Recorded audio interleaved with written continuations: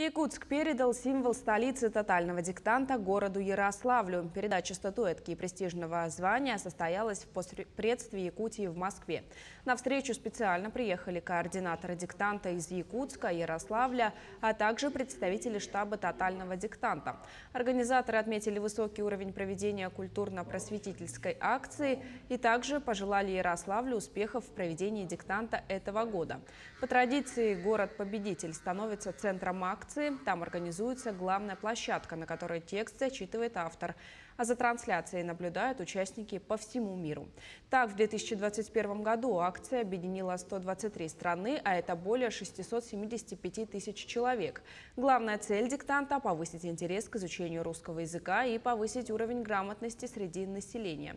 Уже 9 апреля в Ярославле диктант прочтет автор Марина Степанова. В Волковском театре развернется главная площадка. В течение года ожидаются и другие мероприятия. Передаем.